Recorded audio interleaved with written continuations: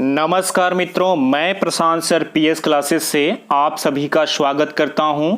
अगर पहली बार मेरे चैनल को आप विजिट कर रहे हैं तो लाइक कर लीजिए, साथ ही साथ सब्सक्राइब कर लीजिएगा। सीडीपी का ये 5th टेस्ट सीरीज में लेकर के प्रेजेंट हुआ हूं और पहला क्वेश्चन ये रहा आपके स्क्रीन पे। वह मापनी जिसमें अंतराल के समस्त गुण के साथ परम शून्य भी हो कहलाती है। ए नामित मापनी, बी क्रम सूचक मापनी, सी अंतराल मापनी एवं डी अनुपात मापनी। उत्तर जो हमारा सही होता है डी अनुपात मापनी। क्वेश्चन नंबर 2 पे चलते हैं। फ्रायड के अनुसार हमारे मूल्यों का आंतरिकीकरण में होता है। ए इदम, बी अहम, सी पराहम एंड डी परिस्थितियों। मित्रों, हमने इस पे जब एनालिसिस किया तो जो हमारा आंसर आता है सी पराहम। क्वेश्चन नंबर 3 की तरफ चलते हैं। व्यवहारवादी ने कहा है, मुझे नवजात शिशु दे दो, मैं उसे डॉक्टर, वकील, चोर या जो चाहूं बना सकता हूं।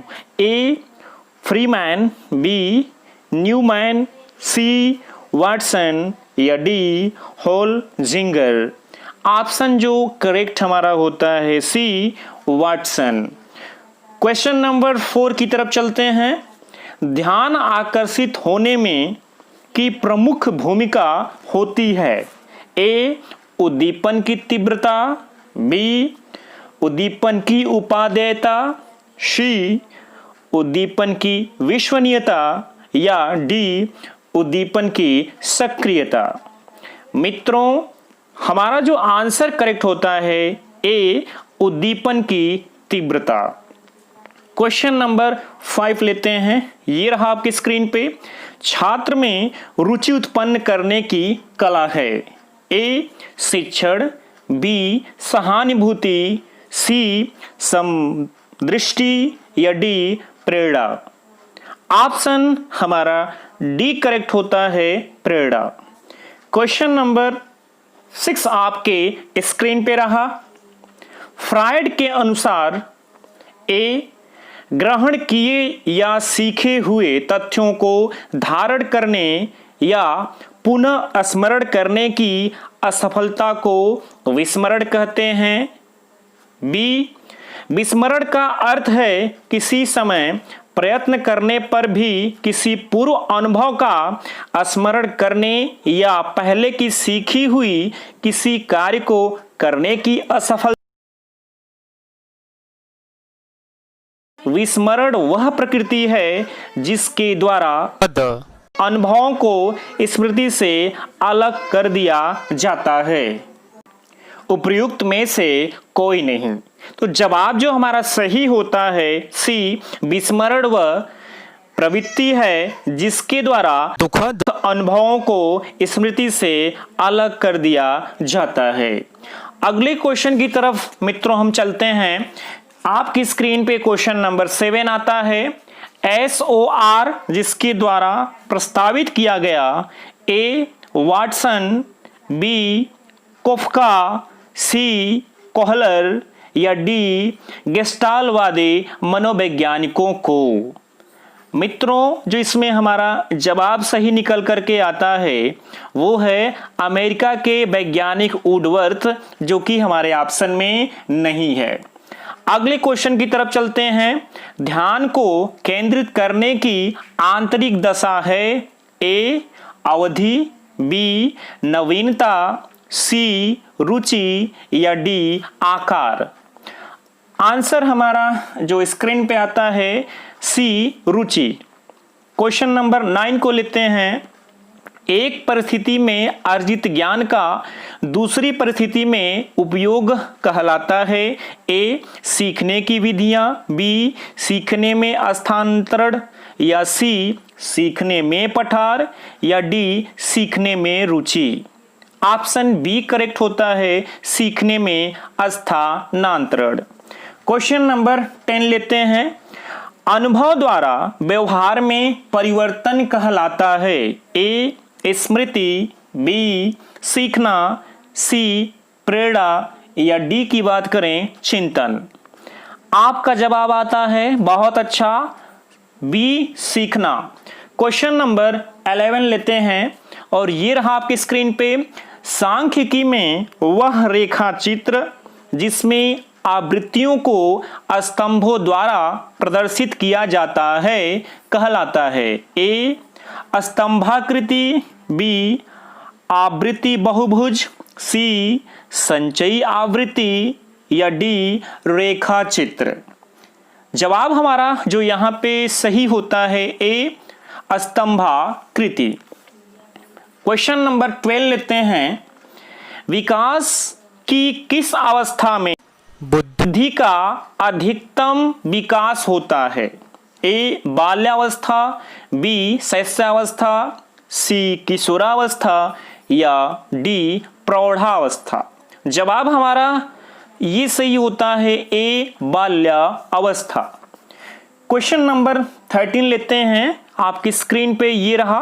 शिशु का अधिकांश व्यवहार आधारित होता है ए मूल प्रवृत्ति पर, बी नैतिकता पर, सी वास्तविकता पर या डी ध्यान पर। ऑप्शन ए करेक्ट होता है मूल प्रवृत्ति पर। क्वेश्चन नंबर 14 को लेते हैं। अंतर्दृष्टि सूझ द्वारा सीखने के सिद्धांत में कोहलर ने प्रयोग किया था? ए कुत्ते पर, बी वन मानुषों पर, सी बिल्ली पर या डी चूहों पर। मित्रों जवाब हमारा जो सही होता है वन मानुषों पर। क्वेश्चन नंबर 15 लेते हैं। यह आवश्यक नहीं है कि उच्च बुद्धि लब्धि वाले बच्चे में भी उच्च होंगे। ए सृजनशीलता, बी अध्ययन, सी विश्लेषण करने एंड डी अच्छे अंक प्राप्त करने। हमारा जो जवाब इसमें सही होता है सृजनशीलता। क्वेश्चन नंबर 16 लेते हैं।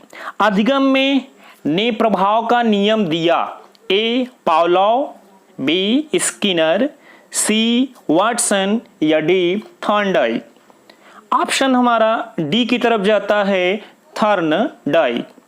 क्वेश्चन नंबर 17 स्क्रीन पर लेते हैं। निम्न में से किस विधि का उपयोग स्मृति के मापन के लिए नहीं किया जाता है? ए प्रत्याह्वान विधि, बी तार्किक विधि, सी पहचान विधि या डी पुनः सीखना विधि। ऑप्शन हमारा बी की तरफ जाता है तार्किक विधि।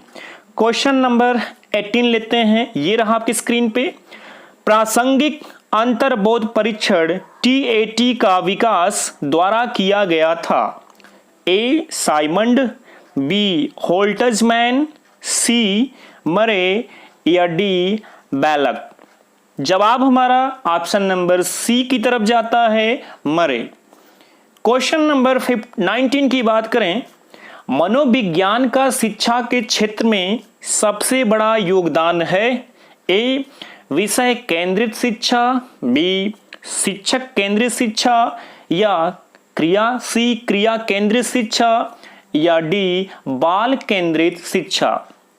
ऑप्शन हमारा डी सही होता है बाल केंद्रित शिक्षा। क्वेश्चन नंबर 20 लेते हैं। निम्नलिखित में से कौन सा वृद्धि और विकास के सिद्धांतों से संबंध नहीं है? ए निरंतरता का सिद्धांत, बी वर्गीकरण का सिद्धांत, सी समन्वय का सिद्धांत या डी वैयक्तिकता का सिद्धांत। हमारा ऑप्शन बी सही होता है वर्गीकरण का सिद्धांत। क्वेश्चन 21 को लेते हैं। कक्षा शिक्षण में पाठ प्रस्तावना सोपान सीखने के किस नियम पर आधारित है? ए प्रभाव का नियम, बी सादृश्यता का नियम, सी तत्परता का नियम या डी साहचर्य का नियम। जवाब हमारा सही होता है सी तत्परता का नियम। क्वेश्चन नंबर 22 तरफ चलते हैं। सम प्रत्यय निर्माण का प्रथम सोपान है ए सामान्यीकरण, बी विभेदीकरण, सी प्रत्यक्षीकरण या डी पृथक्करण। मित्रों जवाब जो हमारा सही होगा वो ऑप्शन सी की तरफ जाता है, प्रत्यक्षीकरण। क्वेश्चन नंबर 23 पे हम फोकस करते हैं। ये रहा स्क्रीन पे। प्रेक्षणात्मक अधिगम संप्रत्यय द्वारा दिया गया था ए टोलमैन, बी बंडूरा, सी थॉर्नडाइक या डी कोहलर। हमारा जो ऑप्शन करेक्ट होता है वो जाता है बी बंडूरा की तरफ। 24 क्वेश्चन पे हम अब फोकस करेंगे। ये रहा आपके स्क्रीन पे। उदाहरण, निरीक्षण, विश्लेषण, वर्गीकरण, नियमीकरण निम्नलिखित में से किस विधि के सोपान हैं? ए निगमन विधि, बी आगमन विधि, सी अंतर्दर्शन विधि या डी बहिर्दर्शन विधि। ऑप्शन हमारा बी की तरफ जाता है, आगमन विधि। 25 क्वेश्चन आपकी स्क्रीन पे रहा। बताइए जवाब। अवधान के आंतरिक अथवा व्यक्तिनिष्ठ निर्धारक हैं ए रुचि, लक्ष्य, अभिवृत्ति, बी उद्दीपक, वस्तु, प्रविधि, सी प्रकाश, ध्वनि, गंध, डी पुरस्कार, दंड, प्रोत्साहन। जवाब हमारा ए सही होता है, रुचि, लक्ष्य, अभिवृत्ति। क्वेश्चन नंबर 26 पर हम फोकस करते हैं। बाल मनोविज्ञान का क्षेत्र है ए केवल शैशवावस्था की विशेषताओं का अध्ययन, बी केवल गर्भावस्था की विशेषताओं का अध्ययन, सी केवल बाल्यावस्था की विशेषताओं का अध्ययन या डी गर्भावस्था से किशोरावस्था की विशेषताओं का अध्ययन। हमारा ऑप्शन डी की तरफ जाता है सही, गर्भावस्था से किशोरावस्था की विशेषताओं का अध्ययन। क्वेश्चन नंबर 27 की हम बात करते हैं। वह अवस्था जो कि माता के 21वें गुणसूत्र जोड़े के अलग न हो पाने के कारण होती है कहलाती है ए डाउन सिंड्रोम, बी क्लीनफेल्टर सिंड्रोम, सी टर्नर सिंड्रोम या D Wilson syndrome. Option A सही होता है, डाउन सिंड्रोम।